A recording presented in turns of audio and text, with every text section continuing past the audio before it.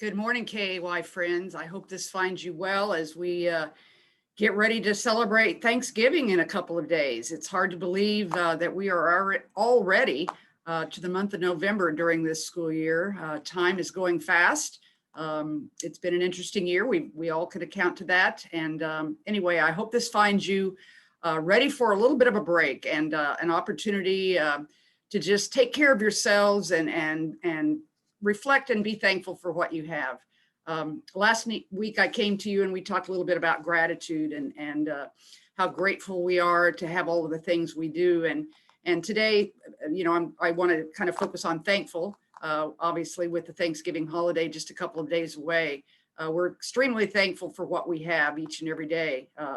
As I shared last week, the fact that we have our health and that we have a home and that we have families and we have food that we can eat and someplace warm to stay during this time of year. So there are a lot of things to be thankful for at this time of year. And I hope that you'll find some time during this holiday weekend to make some time for yourself, to recharge your own batteries and to just take care of yourself and get things in perspective before you hit the month of December as we go to the end of this 2020 school year. It's certainly been something that has definitely been interesting, to say the least.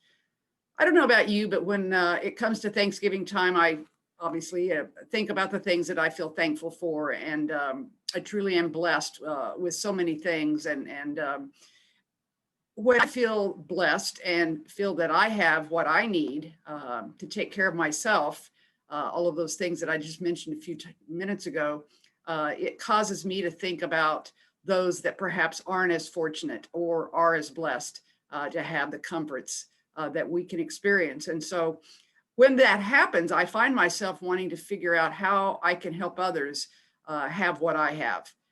And so today I want to share with you just 2 or 3 little small ideas. I have a book at home that I brought today. I love this book. It's A Spirit of Service. It's a great book. It's got lots and lots of things in it that I refer to a lot and just simply read to inspire myself to figure out what I can do to be of service to other people. Sometimes you just need a little nudge or a little idea. So 3 things I want to share with you today. The first one is I want you to think small. Now, in this time and age, a lot of times we talk about go big or go home. And sometimes people feel like if they can't do something big or if they can't make a large donation or do something to that scale, then it doesn't make any difference. Well, I'm here today to tell you that sometimes it's the smallest things that can make the biggest difference. And the things that each of us can do for others, for even members of our own family, should not be overlooked at this time. So I want you to think about small acts of kindness that you can do during this holiday season and even carry that attitude forward beyond this. It could be as simple as sending a postcard to somebody with just a couple of sentences. And if you know what a postcard is and where to buy a stamp, that would be something that would be interesting to have. And maybe it's as simple as a tweet or an email to someone. Oftentimes just an opportunity to call somebody that you know is going through a hard time and just visit with them a little bit is another small thing that you could do as a person to make a difference in somebody else's life. So next time you're at the grocery store or someplace where they have a jar where you can drop change in to help somebody else, consider doing that. It's the smallest things that really do make the biggest differences.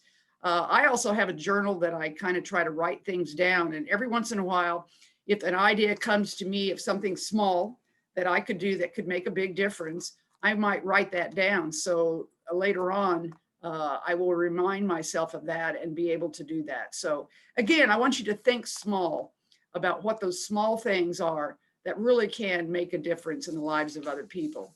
Another thing I want to talk about today is to adopt a road. I know a lot of our K clubs across the state have adopted a highway. And it could be as simple for you to figure this out as just Google. I did that this morning. I just Googled Kansas highways to adopt, and it will give you a website that you can contact to find out, is there a highway that you as an individual and some of your friends, you as a KY club, perhaps your family, perhaps some of your neighbors may choose to adopt. If you don't want to go that route and get assigned to a road, maybe you contact your city council and say, hey, is there a park in the community that my group or our family or someone can adopt to take care of? Or definitely taking care of your neighborhood. Maybe you talk to your principal and find out, can my family or our club adopt the school grounds and keep them safe, or keep them clean?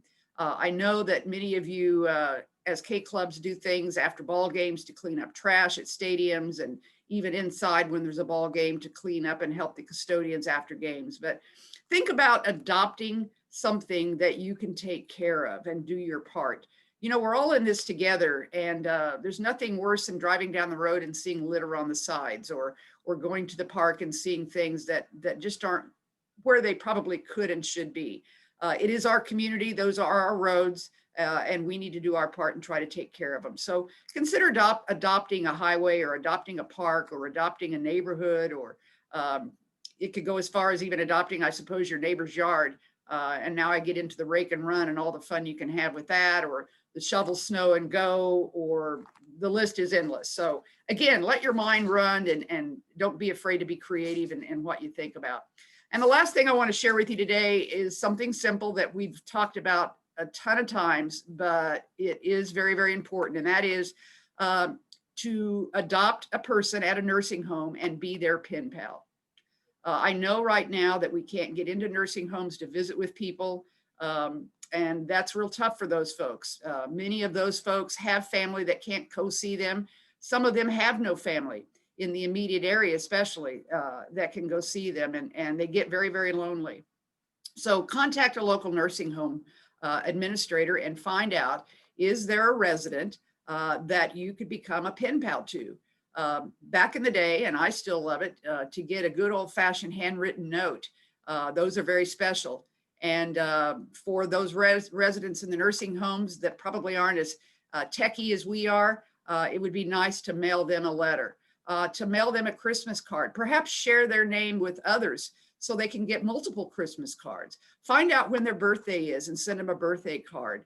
And find out if there are multiple residents in that nursing home that perhaps you and your family or friends could all adopt as well. If you ever go on a vacation, get a postcard from someplace and send it to that resident. But be their pen pal. Don't expect them to write you back. They may not be able to. But I think the fact that you can brighten their day by sending them a card, or just simply reaching out to them would make all the difference in the world. And if you're lucky, maybe you can figure out a way to have a phone call with them. And that again would need some coordination with the nursing home administrator. So those are just some ideas that I had about being thankful for what we have, and ways that maybe we can reach out to others and let them know that we care about them and that we're thinking about them, and that we hope they have good health as they journey forward in life. So again, just some thoughts. I really, really hope that you'll spend some time this Thanksgiving to enjoy time with your family. We are in such hurried lives, parents that have jobs, and certainly if you have parents that are educators, I know they are just worn down from all the different styles of teaching and things that are being called upon for them to do, much less having a family and taking care of those responsibilities. All of us have responsibilities and things that we do in our lives, and we all just need to be thankful for those folks that make who we are and what we have possible. So take some time to be with your family, maybe when the pace has slowed down, and to enjoy each other's company, to visit. I know that many of you will not be gathering as a family unit, perhaps, and a lot of Zooms will probably be taking place with grandparents and other family members that are not able to be with you this holiday. You know, spend some time visiting with them. Spend some time planning for when the opportunity will be that you can all physically and in person be together. But just try to recharge your own batteries and be grateful, and spend some time in a slow down pace with your family. I think that's really good. Citizenship Week for KAY is coming down the road. And yesterday we put some information on our website about those days. We tried to provide some information that will allow you to figure out how to do some virtual projects, because of course we understand that many of you are learning at home, not together as a club unit. And there are a lot of things that each of you can do together to make a difference, and or to do a part and make a difference. It's very important to remember that doing something is better than doing nothing at all. So don't blow off Citizenship Week and think, we're not at school, we're not together, we're not going to do anything. I gave you some ideas, and you're not limited to those by any means. So again, try to be creative and come up with some things that you can do that will make a difference in somebody's life. And also focus attention on the fact that we have an outstanding organization in our school called the Kansas Association for Youth. And we model good citizenship and sportsmanship, and we do what's right. And we make a difference each and every day. So again, it's so good to come to you. I wish I could see you, but I hope you have a blessed Thanksgiving.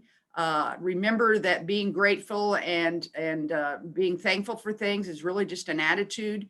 It's a way of life. And if we can convey how we feel for others, and the fact that we have many, many things to truly be thankful for, I think that will be a positive light in the life of many, many people. So again, have a great, great holiday, and I will see you next week.